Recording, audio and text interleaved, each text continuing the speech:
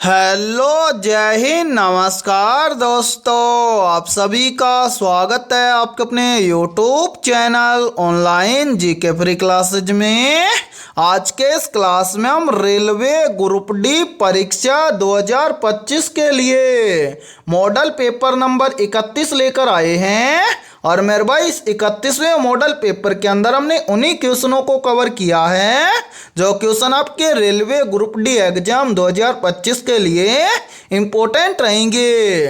इसलिए इस 31वें model paper को आपको कंप्लीट देखना है और इस मॉडल पेपर के एंड में आपको बताना है कि आपके टोटल कितने क्वेश्चन सही होते हैं। और यदि आप हमारे इस यूट्यूब चैनल से पहली बार जुड़े हैं तो इस यूट्यूब चैनल को कर लीजिए सब्सक्राइब और बेल आइकन को प्रेस करना ताकि ऐसी शानदार क्लास का नोटिफिकेशन आपको सबसे पहले देखने को मिले। तो चलिए शुरू करते हैं आज के इस 31वें मॉडल पेपर को बिना देरी के। पहला प्रश्न है आप सभी के सामने, नीचे दिए गए विकल्पों में से उस विकल्प का चयन करें जो प्रश्न चिन्ह के स्थान पर आएगा। यानी कि पहला प्रश्न आप सभी के सामने लेटर एनालॉजी से संबंधित प्रश्न दिया गया है और आपसे पूछा गया है कि इस प्रश्न चिन्ह के स्थान पर कौन से लेटर आएंगे। तो मेरे भाई इस टाइप के प्रश्न को आप एग्जाम में देखते हैं कुछ ही सेकंडों में कैसे सोल्व करेंगे तो वो देखिए जब भी इस टाइप का प्रश्न आपको एग्जाम में दिया जाए तो आपको क्या करना है, सबसे पहले आपको यहाँ पर पता करना है कि ACE को यहाँ पर FHJ कैसे लिखा गया है। यानी कि जिस प्रकार से ACE को यहाँ पर FHJ लिखा गया है उसी प्रकार से हम यहाँ पर बताएंगे कि OQS से इस प्रश्न चिन्ह के स्थान पर कौन से अल्फाबेट लेटर आएंगे। तो मेरे भाई यहाँ पर देखिए सबसे पहले एक बार इन सभी को यहाँ से हटा देते हैं ताकि आपको समझने में कोई भी प्रॉब्लम ना आए। तो देखिए जब भी इस टाइप का प्रश्न आपको एग्जाम में दिया जाए तो आपको क्या करना है, सबसे पहले यहाँ पर पता करना है कि ACE से यहाँ पर FHJ कैसे लिखा गया है। तो मेरे भाई आसानी से सोल्व करने के लिए हम क्या करेंगे, इन सभी अल्फाबेट लेटर का करेंगे नंबरिंग। तो यहां पर देखिए पहला लेटर है ए आता है 1 नंबर पर, ए के बाद में है सी आता है 3 नंबर पर, सी के बाद में है ई आता है 5 नंबर पर। इसी प्रकार से आगे देखिए, आगे एफ आता है कितने नंबर पर, 6 नंबर पर। एफ के बाद में है एच आता है 8 नंबर पर। एच के बाद में है जे आता है 10 नंबर पर। अब यहां पर देखिए ए से लिखा गया है एफ, यानी कि 1 से लिखा गया है 6, तो 1 से 6 कैसे बनेगा।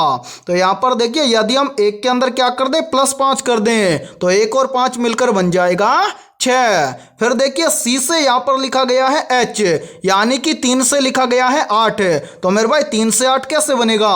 तो यहां पर भी देखिए यदि हम 3 के अंदर क्या कर दें +5 कर दें तो 3 और 5 मिलकर बन जाएगा 8। फिर देखिए ई से लिखा गया है जे, यानी कि 5 से लिखा गया है 10, तो 5 से 10 कैसे बनेगा। तो मेरे भाई यहां पर भी देखिए यदि हम 5 के अंदर क्या कर दें +5 कर दें तो 5 और 5 मिलकर बन जाएगा 10। यानी कि मेरे भाई इन सभी अल्फाबेट लेटर के अंदर +5 करके ये सभी अल्फाबेट लेटर लिखे गए हैं। उसी प्रकार से हम क्या करेंगे, इन सभी अल्फाबेट लेटर का नंबरिंग करेंगे और जो भी नंबर आएगा उसके अंदर +5 करके जो भी लेटर आएंगे वो इस प्रश्न चिन्ह के स्थान पर भरे जाएंगे। तो यहां पर देखिए एक बार हम क्या करेंगे, इन सभी अल्फाबेट लेटर का करेंगे नंबरिंग। तो यहां पर देखिए पहला लेटर है ओ आता है कितने नंबर पर, 15 नंबर पर। ओ के बाद में क्या है क्यू आता है कितने नंबर पर, 17 नंबर पर। क्यू के बाद में क्या है मेरे भाई, क्यू के बाद में है एस आता है कितने नंबर पर, एस आता है 19 नंबर पर, तो यहां पर हम लिख देंगे 19। अब यहां पर देखिए सबसे पहले हम क्या करेंगे, ओ से लेटर यानी कि इस प्रश्न चिन्ह के स्थान पर कौन सा आएगा ये ज्ञात करेंगे। तो यहां पर देखिए सभी में +5 किया गया है, तो यहां पर भी हम क्या करेंगे, पहले लेटर के अंदर सबसे पहले +5 करेंगे तो 15 और 5 मिलकर बन जाएगा 20। और मेरे भाई 20 नंबर पर अल्फाबेट लेटर आता है टी, तो यहां पर हम पहला लेटर भरेंगे टी। फिर देखिए उसके बाद में क्या है क्यू, तो क्यू से इस प्रश्न चिन्ह के स्थान पर कौन सा लेटर आएगा ये ज्ञात करेंगे। तो क्यू आता है 17 नंबर पर, 17 के अंदर भी क्या कर देंगे +5 कर देंगे, तो मेरे भाई 17 और 5 मिलकर बन जाएगा 22। 22 नंबर पर अल्फाबेट लेटर आता है वी, तो यहाँ पर हम भर देंगे वी। इसी प्रकार से एस से कौन सा अल्फाबेट लेटर आएगा ये ज्ञात करेंगे। तो मेरे भाई यहाँ पर भी हम क्या कर देंगे, +5 कर देंगे। तो देखिए एस आता है 19 नंबर पर है, 19 के अंदर +5 कर देंगे तो 19 और 5 मिलकर बन जाएगा 24। 24 नंबर पर अल्फाबेट लेटर आता है एक्स, तो यहां पर हम भर देंगे एक्स, यानी कि इस प्रश्न चिन्ह के स्थान पर अल्फाबेट लेटर भरा जाएगा TVX। अब हमें देखना है कि ये सभी अल्फाबेट लेटर किसी ऑप्शन में हैं, तो हाँ सर TVX ये सभी अल्फाबेट लेटर में दिए गए हैं ऑप्शन ए के अंदर। तो पहले प्रश्न के अंदर ऑप्शन ए हो जाएगा सभी का करेक्ट आंसर है। तो उम्मीद करता हूं कि पहला प्रश्न आपको अच्छे से क्लियर हो गया होगा, और जब भी इस टाइप का प्रश्न आपको एग्जाम में दिया जाएगा तो आप फटाफट से सोल्व कर लेंगे। और मेरे भाई इस टाइप के प्रश्न को आपको समझाने में थोड़ा सा टाइम लगा है, लेकिन जब भी इस टाइप का प्रश्न अब आपको एग्जाम में दिया जाएगा तो आप फटाफट से सोल्व कर लेंगे। ठीक है, तो चलिए फिर अगला प्रश्न देखते हैं। दूसरा प्रश्न है आप सभी के सामने, नीचे दी गई आकृति में प्रश्न चिन्ह के स्थान पर आने वाली लुप्त संख्या को ज्ञात करें। यानी कि दूसरा प्रश्न आप सभी के सामने मिसिंग नंबर से संबंधित प्रश्न दिया गया है, और आपसे पूछा गया है कि इस आकृति में इस प्रश्न चिन्ह के स्थान पर कौन सी संख्या आएगी। तो इस टाइप के प्रश्न को आप एग्जाम में देखते ही फटाफट से कैसे सोल्व करेंगे, तो वो देखिए मेरे भाई इस टाइप के प्रश्न को या तो हम सोल्व करेंगे किसके अंदर, कॉलम के अंदर है, या फिर हम इस टाइप के प्रश्न को सोल्व करेंगे किसके अंदर, रो के अंदर है। अब 90% स्टूडेंट यहां पर बोलेंगे कि सर हमें कैसे पता चलेगा कि हम इस प्रश्न को रो में सोल्व करें या फिर कॉलम में। तो मेरे भाई देखिए जिस तरफ आपको बड़ी संख्या दिखाई दे 90% इस टाइप के प्रश्न को बड़ी संख्या की तरफ ही सोल्व किया जाता है। तो यहां पर देखिए बड़ी संख्या में दी गई है किसके अंदर, कॉलम के अंदर है, तो हम इस प्रश्न को सोल्व करेंगे कॉलम के अंदर है। उससे पहले इन सभी को यहां से एक बार हटा देते हैं ताकि आपको समझने में कोई भी प्रॉब्लम ना आए। तो मेरे भाई यहां पर देखिए सबसे पहले हम क्या करेंगे, इस पहले कॉलम के अंदर पता करेंगे कि यहां पर संख्या 49 कैसे आई है। तो यहां पर देखिए पहले कॉलम के अंदर यहां पर 49 लाने के लिए क्या किया गया है, इस 49 के जस्ट ऊपर देखिए दो संख्या दी गई है, पहली संख्या है 17 और दूसरी संख्या है 15। तो इन दोनों संख्याओं को हम आपस में क्या करें कि यहां पर 49 आ जाए। तो मेरे भाई यहां पर क्या किया गया है, इस 17 का तो किया गया है सबसे पहले 2 गुना। तो यहां पर देखिए 17 का 2 गुना कितना हो जाएगा, तो मेरे भाई 17 का 2 गुना हो जाएगा 34 है, और इस 34 के अंदर इस 15 को क्या किया गया है, ऐड किया गया है। तो यहां पर देखिए 34 और 15 मिलकर बन जाएगा 49, और 49 यहां पर आप सभी के सामने दिया गया है। अब इसी प्रकार से हम क्या करेंगे, यहां पर हम इस दूसरे कॉलम के अंदर पता करेंगे कि यहां पर संख्या 106 सेम इसी प्रकार से आई है क्या। तो देखिए 106 के जस्ट ऊपर भी हमें दो संख्या दी गई है, पहली संख्या 41 और दूसरी संख्या है 24। तो मेरे भाई सबसे पहले इस पहली संख्या का तो हम क्या करेंगे, 2 गुना करेंगे। तो यहां पर देखिए 41 का 2 गुना करेंगे तो 41 का 2 गुना हो जाएगा कितना, 82। ठीक है, और इस 82 के अंदर हम क्या कर देंगे, इस दूसरी संख्या यानी कि 24 को ऐड कर देंगे। तो यहां पर देखिए 82 और 24 मिलकर बन जाएगा 106, और यहां पर देखिए 106 आप सभी के सामने दिया गया है। अब इसी टाइप से हम क्या करेंगे, इस प्रश्न चिन्ह की वैल्यू ज्ञात करेंगे। तो यहां पर देखिए प्रश्न चिन्ह के स्थान पर हम मान लेते हैं x। ठीक है, अब मेरे भाई यहां पर देखिए, यहां पर देखा हमने 49, उसके बाद में देखा 106। अब यहां पर हम पता करेंगे कि यहां पर 85 भी सेम इसी प्रकार से आया है क्या। तो मेरे भाई यहां पर देखिए, यहां पर हमने क्या किया, सबसे पहले 17 का 2 गुना किया, उसके बाद में यहां पर हमने 41 का 2 गुना किया। तो इस प्रश्न चिन्ह के स्थान पर आएगी उस संख्या का हम क्या करेंगे, 2 गुना करेंगे। तो यहां पर देखिए प्रश्न चिन्ह के स्थान पर हमने माना x, तो यहां पर हम x का 2 गुना करेंगे तो यहां पर हो जाएगा 2x। ठीक है, उसके बाद में यहां पर देखिए इसके अंदर हम प्लस करेंगे इस दूसरी संख्या को, दूसरी संख्या क्या है 29, तो यहां पर हम प्लस कर देंगे 29 है, और मेरे भाई यहां पर इन सभी को जोड़ देंगे तो यहां पर कितना आना चाहिए, 85 आना चाहिए। तो यहां पर देखिए अब हमें क्या करना है, इस x की वैल्यू ज्ञात करनी है। तो मेरे भाई यहां पर है 2x। ठीक है, उसके बाद में यहाँ पर 29 क्या है, प्लस का है, तो इस 29 को इस तरफ लेकर जाएंगे तो प्लस का है तो माइनस का हो जाएगा। तो यहाँ पर देखिए सबसे पहले क्या है 85, उसके बाद में 29 का प्लस का है, इधर लेकर आएंगे तो हो जाएगा माइनस का। ठीक है, तो यहाँ पर देखिए 2x के बराबर में हो जाएगा क्या, 85 में से 29 चला जाएगा तो यहाँ पर बचेगा 56। अब मेरे भाई यहाँ पर x की वैल्यू निकालने के लिए हम इस 2 को भी क्या कर देंगे, इस तरफ भेज देंगे। तो यहाँ पर देखिए x बराबर में हो जाएगा क्या, 56 है, और यहाँ पर 2 गुणा में है तो यहाँ पर चला जाएगा किसके अंदर, भाग के अंदर है। तो मेरे भाई यहाँ पर ध्यान से देखिए 56 के अंदर 2 का भाग देंगे तो यहाँ पर आ जाएगा 28, यानी कि x की वैल्यू होगी कितनी, 28। या हम बोल सकते हैं कि इस प्रश्न चिन्ह के स्थान पर संख्या भरी जाएगी 28। और ध्यान से देखिए 28 हमें दिया गया है ऑप्शन डी के अंदर है, तो दूसरे प्रश्न के अंदर ऑप्शन डी हो जाएगा सभी का करेक्ट आंसर है। तो उम्मीद करता हूं कि दूसरा प्रश्न भी आपको अच्छे से क्लियर हो गया होगा। और जब भी इस टाइप का प्रश्न आपको एग्जाम में दिया जाएगा तो आप फटाफट से सोल्व कर लेंगे। ठीक है, तो चलिए फिर अगला प्रश्न देखते हैं।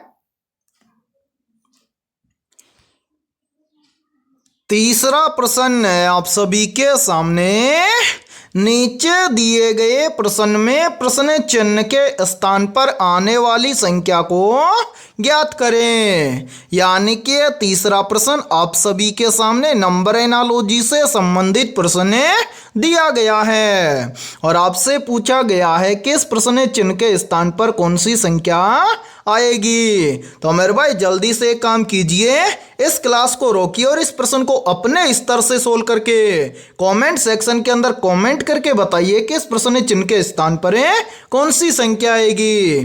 तो उम्मीद करता हूं कि आपने इस प्रश्न को जरूर सोल्व किया होगा। तो आइए देखते हैं कि आपका आंसर क्या आया है। तो मेरे भाई इस टाइप के प्रश्न को आप एग्जाम में देखते हैं, फटाफट से कैसे सोल्व करेंगे तो वो देखिए जब भी इस टाइप का प्रश्न आपको एग्जाम में दिया जाए तो आपको क्या करना है, सबसे पहले आपको यहाँ पर पता करना है कि 20 से यहाँ पर 480 कैसे बना है। यानी कि जिस प्रकार से 20 से यहाँ पर 480 बना है उसी प्रकार से हम यहाँ पर बताएंगे कि 25 से इस प्रश्न चिन्ह के स्थान पर कौन सी संख्या आएगी। तो मेरे भाई यहाँ पर ध्यान से देखिए इस प्रश्न को किस प्रकार से सोल्व किया गया है। तो सबसे पहले हम क्या करेंगे, यहाँ पर पता करेंगे कि 20 से यहाँ पर 480 कैसे बना है। तो मेरे भाई 20 से यहाँ पर 480 बनाने के लिए क्या किया गया है, सबसे पहले तो इस 20 का किया गया है स्क्वायर। 20 का स्क्वायर कितना होता है, तो मेरे भाई 20 का स्क्वायर होता है 400। उसके बाद में क्या किया गया है, इसी 20 का क्या किया गया है, 4 गुना किया गया है। तो यहाँ पर देखिए 20 का 4 गुना कितना हो जाएगा, तो मेरे भाई 20 का 4 गुना हो जाएगा 80। और यहाँ पर ध्यान से देखिए यदि हम 400 और 80 इन दोनों को आपस में ऐड कर देंगे तो 400 और 80 मिलकर बन जाएगा 480। और मेरे भाई यहाँ पर ध्यान से देखिए 480 यहाँ पर आप सभी के सामने दिया गया है। अब यही सेम लॉजिक हम लगाएंगे इस 25 के अंदर और इस 25 से इस प्रश्न चिन्ह की वैल्यू ज्ञात करेंगे। तो करेंगे क्या, सबसे पहले तो मेरे भाई इस 25 का हम क्या करेंगे, स्क्वायर करेंगे। तो यहाँ पर देखिए 25 का स्क्वायर कितना होता है, तो मेरे भाई 25 का स्क्वायर होता है 625। अब यहाँ पर क्या करेंगे, इसी 25 का हम क्या करेंगे, 4 गुना करेंगे। तो यहाँ पर देखिए मेरे भाई 25 का 4 गुना कितना हो जाएगा, 25 का 4 गुना हो जाएगा 100। अब यहाँ पर हम क्या कर देंगे, इन दोनों संख्याओं को आपस में जोड़ लेंगे।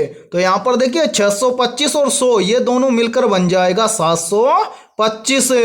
यानी कि इस प्रश्न चिन्ह के स्थान पर संख्या भरी जाएगी 725। अब हमें देखना है कि संख्या 725 किसी ऑप्शन में है। तो आंसर है संख्या 725 हमें दी गई है ऑप्शन डी के अंदर है। तो तीसरे प्रश्न के अंदर ऑप्शन डी हो जाएगा सभी का करेक्ट आंसर है। तो उम्मीद करता हूं कि तीसरा प्रश्न भी आपको अच्छे से क्लियर हो गया होगा।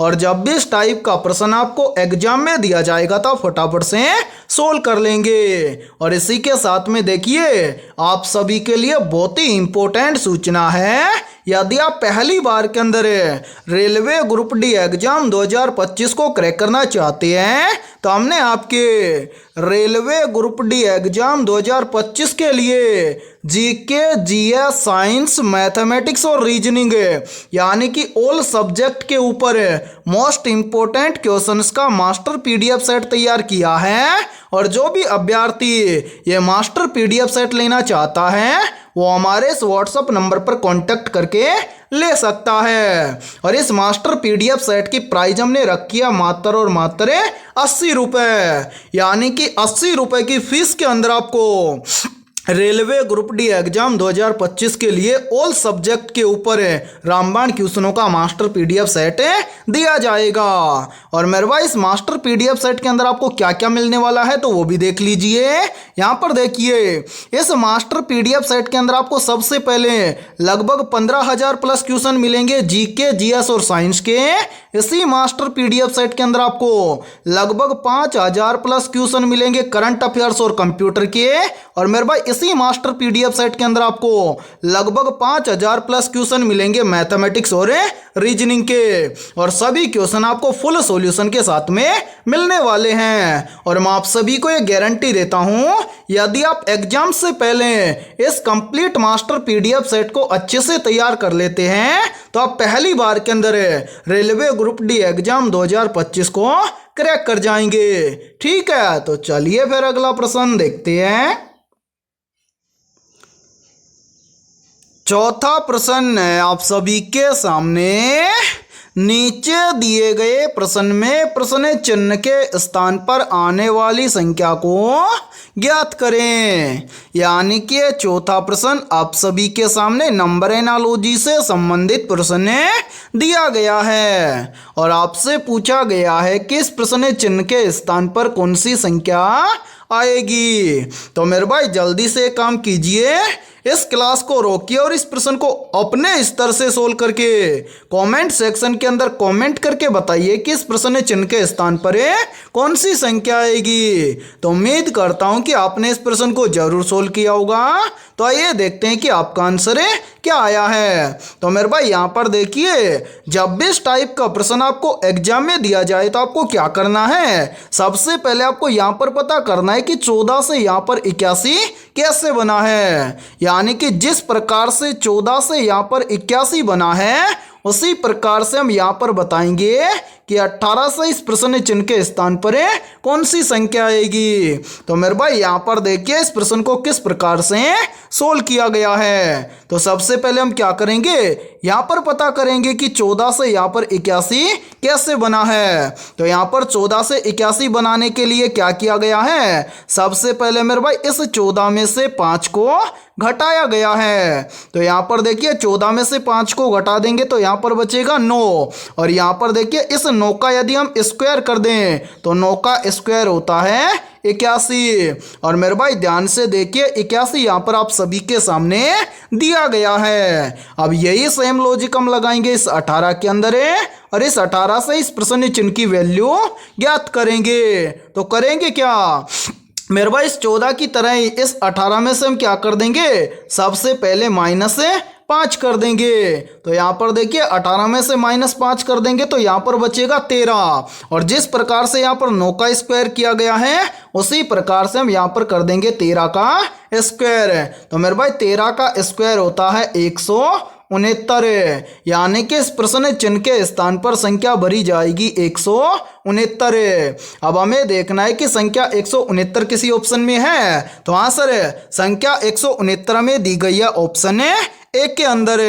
तो चौथे प्रश्न के अंदर ऑप्शन ए हो जाएगा सभी का करेक्ट आंसर है। तो उम्मीद करता हूं कि चौथा प्रश्न भी आपको अच्छे से क्लियर हो गया होगा। और जब भी इस टाइप का प्रश्न आपको एग्जाम में दिया जाएगा तो आप फटाफट से सोल्व कर लेंगे। और मेरे भाई आपके एग्जाम के अंदर नंबर एनालॉजी से संबंधित लगभग 2 से 3 प्रश्न पूछे जाते हैं। ठीक है, तो चलिए फिर अगला प्रश्न देखते हैं। 5वां प्रश्न है आप सभी के सामने। 4 शब्द दिए गए हैं जिसमें से 3 किसी न किसी रूप से समान हैं, एक भिन्न है।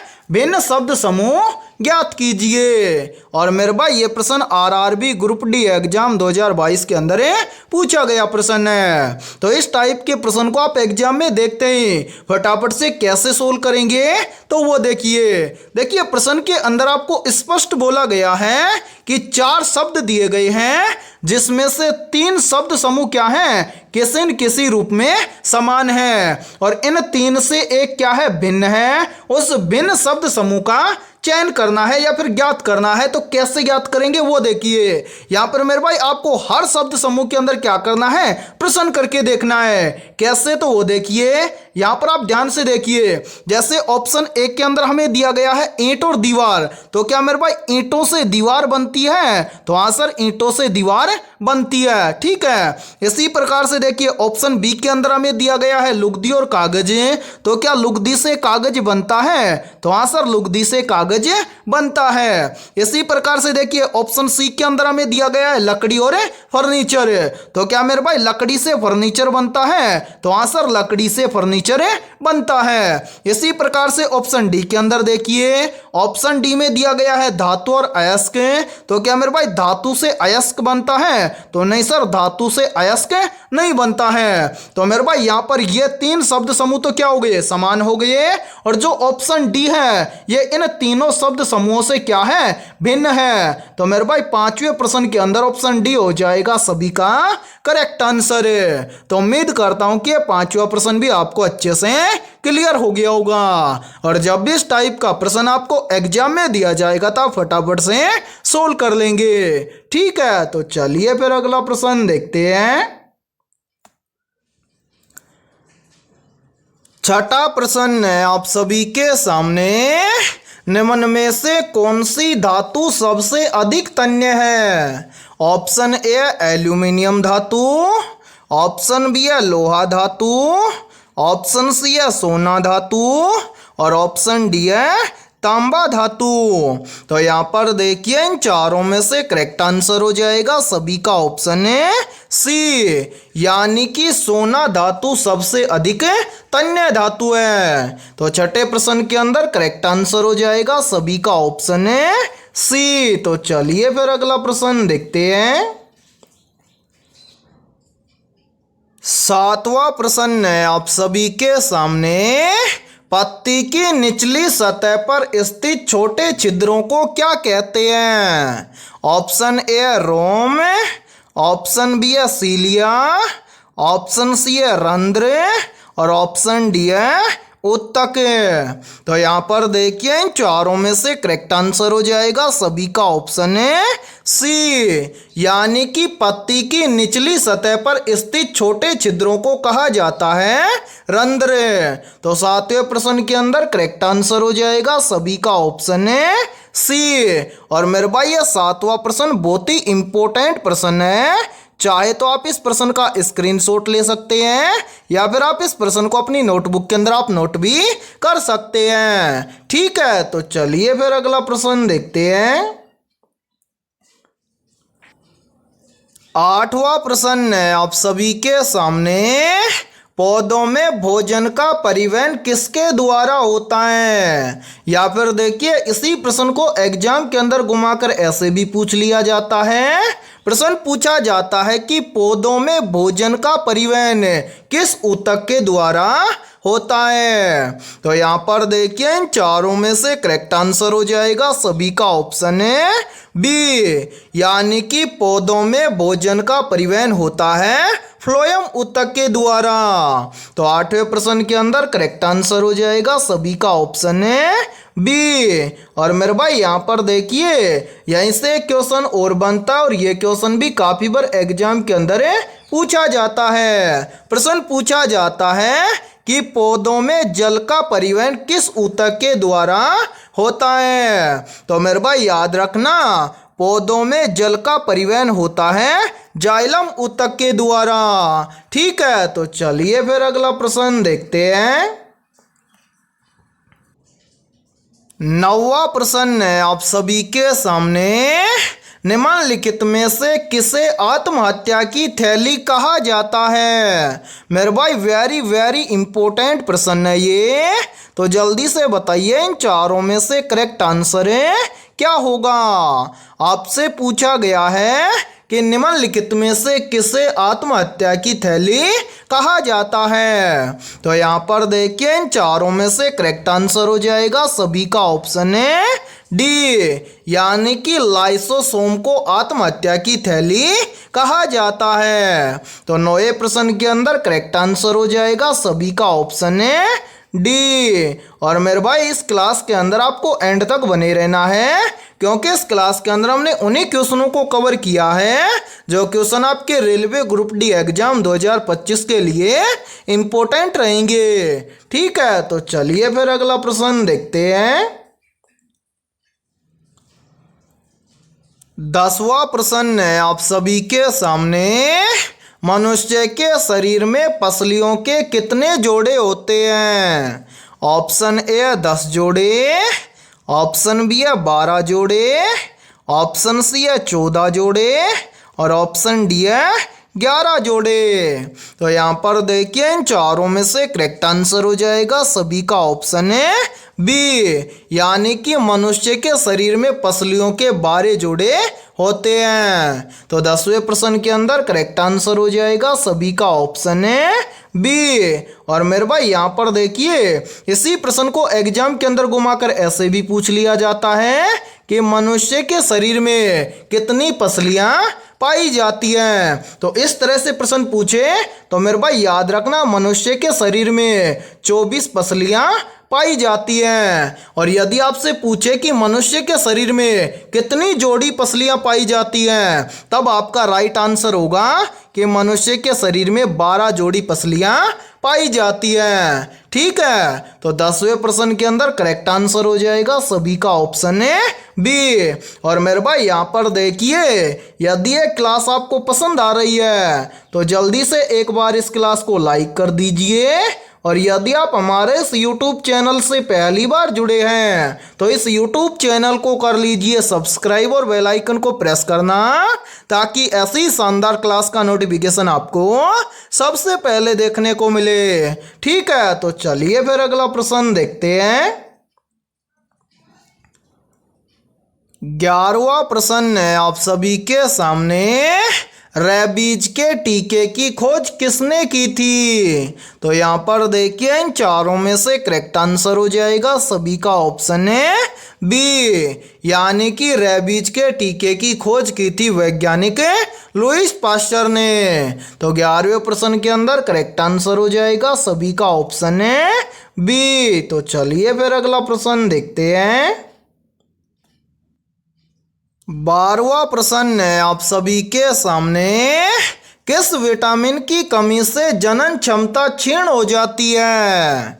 ऑप्शन ए विटामिन सी की कमी से, ऑप्शन बी है विटामिन डी की कमी से, ऑप्शन सी है विटामिन ई की कमी से और ऑप्शन डी है विटामिन के की कमी से। तो यहाँ पर देखिए इन चारों में से करेक्ट आंसर हो जाएगा सभी का ऑप्शन है सी, यानी कि विटामिन ई की कमी से जनन क्षमता क्षीण हो जाती है। तो 12वें प्रश्न के अंदर करेक्ट आंसर हो जाएगा सभी का ऑप्शन है सी। और मेरे भाई ये 12वां प्रश्न बहुत ही इंपॉर्टेंट प्रश्न है। चाहे तो आप इस प्रश्न का स्क्रीनशॉट ले सकते हैं या फिर आप इस प्रश्न को अपनी नोटबुक के अंदर आप नोट भी कर सकते हैं। ठीक है, तो चलिए फिर अगला प्रश्न देखते हैं। 13वां प्रश्न है आप सभी के सामने। निम्नलिखित में से ट्रिप्सिन क्या है? Option A hormone, option B है विटामिन, ऑप्शन सी है एंजाइम और ऑप्शन डी है लवण। तो जल्दी से बताइए इन चारों में से करेक्ट आंसर है क्या होगा। आपसे पूछा गया है कि निम्नलिखित में से ट्रिप्सिन क्या है? तो यहाँ पर देखिए इन चारों में से करेक्ट आंसर हो जाएगा सभी का ऑप्शन है सी, यानी कि ट्रिप्सिन एक क्या है? एंजाइम है। तो 13वें प्रश्न के अंदर करेक्ट आंसर हो जाएगा सभी का ऑप्शन है सी। तो चलिए फिर अगला प्रश्न देखते हैं। 14वां प्रश्न है आप सभी के सामने। मानव शरीर में रक्त को शुद्ध करने वाला अंग कौन सा है? ऑप्शन ए है फेफड़े, ऑप्शन बी है यकृत, ऑप्शन सी है हृदय और ऑप्शन डी है वक्रक। तो यहाँ पर देखिए इन चारों में से करेक्ट आंसर हो जाएगा सभी का ऑप्शन है डी, यानी कि मानव शरीर में रक्त को शुद्ध करने वाला अंग है वक्रक, यानी कि किडनी। यानी कि हम बोल सकते हैं कि किडनियों की सहायता से मानव शरीर में रक्त शुद्ध होता है। तो 14वें प्रश्न के अंदर करेक्ट आंसर हो जाएगा सभी का ऑप्शन है डी। और मेरे भाई यहाँ पर देखिए एक प्रश्न का आंसर सभी को कमेंट सेक्शन के अंदर कमेंट करके बताना है। प्रश्न है कि मानव शरीर में पित्त का निर्माण कहाँ पर होता है, या फिर पित्त का निर्माण किस अंग के द्वारा होता है। ठीक है, तो चलिए फिर अगला प्रश्न देखते हैं। 15वां प्रश्न है आप सभी के सामने। निम्नलिखित में से पोलियो किसके द्वारा होता है? ऑप्शन ए प्रोटोजोआ के द्वारा, ऑप्शन बी है जीवाणु के द्वारा, ऑप्शन सी है अमीबा के द्वारा और ऑप्शन डी है विषाणु के द्वारा।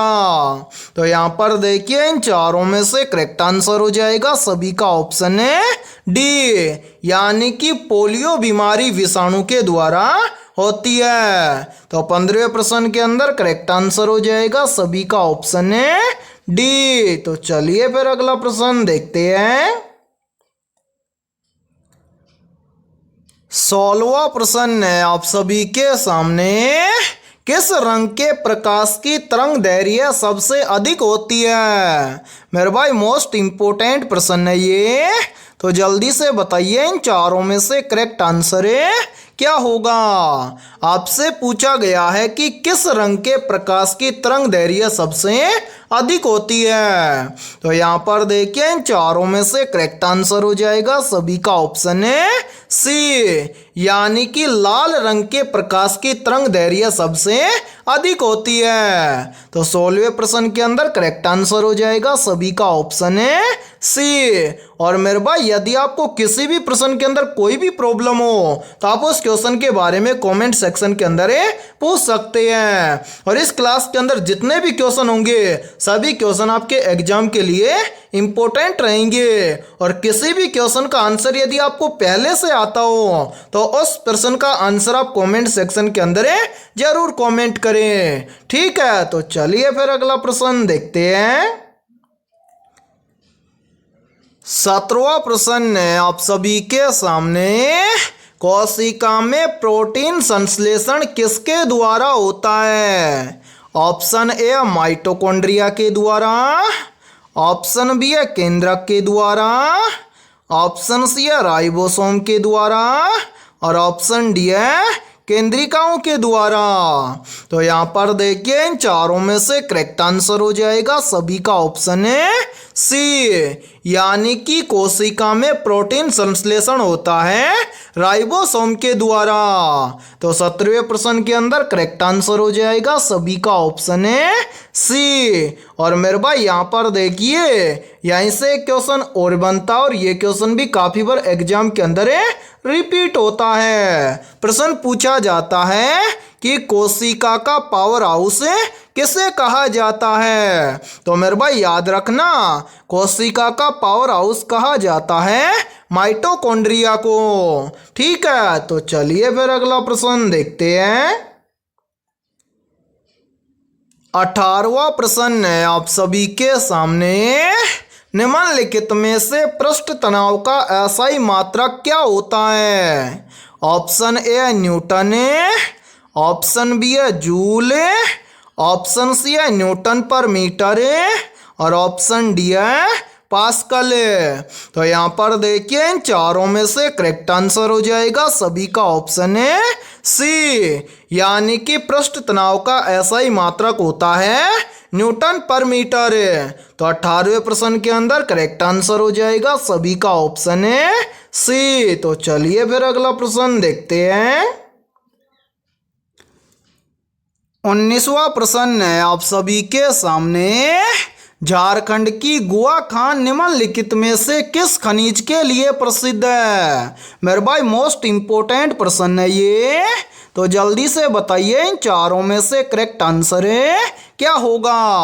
आपसे पूछा गया है कि झारखंड की गुआ खान निम्नलिखित में से किस खनिज के लिए प्रसिद्ध है। तो यहाँ पर देखिए इन चारों में से करेक्ट आंसर हो जाएगा सभी का ऑप्शन है बी, यानी कि झारखंड की गुआ खान लो एस के लिए प्रसिद्ध है। तो 19वें प्रश्न के अंदर करेक्ट आंसर हो जाएगा सभी का ऑप्शन है बी। और मेरे भाई यहाँ पर देखिए आप सभी के लिए बहुत ही इंपॉर्टेंट सूचना है। यदि आप पहली बार के अंदर रेलवे ग्रुप डी एग्जाम 2025 को क्रैक करना चाहते हैं तो हमने आपके रेलवे ग्रुप डी एग्जाम 2025 के लिए ऑल सब्जेक्ट के ऊपर लगभग 25,000 प्लस रामबाण क्वेश्चनों का मास्टर PDF सेट तैयार किया है। और जो भी अभ्यर्थी ये मास्टर PDF सेट लेना चाहता है वो हमारे इस व्हाट्सएप नंबर पर कांटेक्ट करके ले सकता है। व्हाट्सएप नंबर है 7374826893। ये हमारा व्हाट्सएप नंबर है। इस व्हाट्सएप नंबर पर आप कांटेक्ट करके इस मास्टर PDF सेट को ले सकते हैं। और मेरे भाई इस मास्टर PDF सेट की प्राइस हमने रखी है मात्र और मात्र 80 रुपये, यानी कि 80 रुपये की फीस के अंदर आपको ऑल सब्जेक्ट के ऊपर रामबाण क्वेश्चनों का मास्टर PDF सेट दिया जाएगा। और इस मास्टर PDF सेट के अंदर आपको क्या क्या मिलने वाला है तो वो भी देख लीजिए। मेरे भाई यहाँ पर देखिए इस मास्टर PDF सेट के अंदर आपको लगभग 15,000 प्लस क्वेश्चन मिलेंगे GK GS और साइंस के। और मेरे भाई इसी मास्टर PDF सेट के अंदर आपको लगभग 5,000 प्लस क्वेश्चन मिलेंगे कंप्यूटर और करंट अफेयर्स के। और इसी मास्टर PDF सेट के अंदर आपको लगभग 5,000 प्लस क्वेश्चन मिलेंगे मैथमेटिक्स और रीजनिंग के। इस तरह से आपको फुल सॉल्यूशन के साथ में लगभग 25,000 प्लस रामबाण क्वेश्चनों का मास्टर PDF सेट दिया जाएगा।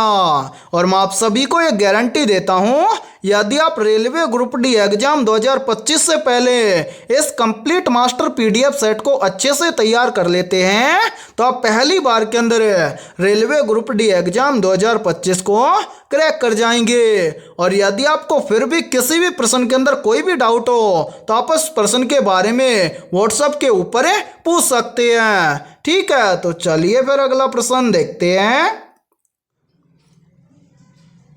20वां प्रश्न है आप सभी के सामने। निम्नलिखित में से मुखौटा नृत्य किस राज्य का प्रसिद्ध लोक नृत्य है? ऑप्शन ए असम राज्य का, ऑप्शन बी है सिक्किम राज्य का, ऑप्शन सी है अरुणाचल प्रदेश राज्य का और ऑप्शन डी है नागालैंड राज्य का। तो जल्दी से बताइए इन चारों में से करेक्ट आंसर क्या होगा। आपसे पूछा गया है कि मुखौटा नृत्य किस राज्य का प्रसिद्ध लोक नृत्य है। तो यहाँ पर देखिए इन चारों में से करेक्ट आंसर हो जाएगा सभी का ऑप्शन है सी, यानी कि मुखौटा नृत्य अरुणाचल प्रदेश राज्य का प्रसिद्ध लोक नृत्य है। तो 20वें प्रश्न के अंदर करेक्ट आंसर हो जाएगा सभी का ऑप्शन है सी। तो मेरे भाई आज की इस क्लास के अंदर इतना ही। यदि ये क्लास आपको पसंद आई है तो जल्दी से एक बार इस क्लास को लाइक कर दीजिए।